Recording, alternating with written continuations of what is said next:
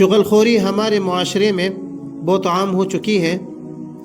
اگر ہم نے اصل دیندار اور اصل مسلمان بننا ہے تو ہمیں نماز، روزہ، زکوٰۃ اور اس طرح کے دیگر عبادات کے ساتھ ساتھ اپنے آپ کو گناہوں سے بھی بچانا ہوگا، کیونکہ نبی کریم صلی اللہ علیہ وسلم ارشاد فرماتے ہیں کہ اتق المحارم تکن اعبد الناس، تم اپنے آپ کو گناہوں سے بچانا، تم سب سے بڑے عبادت گزار بن جاؤ گے۔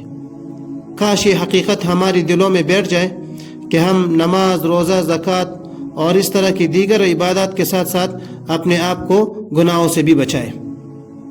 قرآن و حدیث میں چغلی پر بڑی سخت وعید آئی ہے۔ ایک حدیث میں نبی کریم صلی اللہ علیہ وسلم ارشاد فرماتے ہیں کہ لا يدخل الجنت نمام۔ حضرت حذیفہ رضی اللہ تعالیٰ عنہ روایت کرتے ہیں کہ نبی کریم صلی اللہ علیہ وسلم نے ارشاد فرمایا کہ جنت میں نمام یعنی چغل خور داخل نہیں ہوگا۔ امام نووی رحمۃ اللہ علیہ فرماتے ہیں کہ کسی کی بات لڑانے کے لیے دوسروں تک پہنچانا یہ چغلی ہے، اور یہ کام کرنے والا چغل خور ہے۔ تو جو شخص اس برائی کا مرتکب ہو تو اسے چاہیے کہ سچے دل سے توبہ کرے اور ہمیشہ ہمیشہ کے لیے اس برائی سے اپنے آپ کو بچائے۔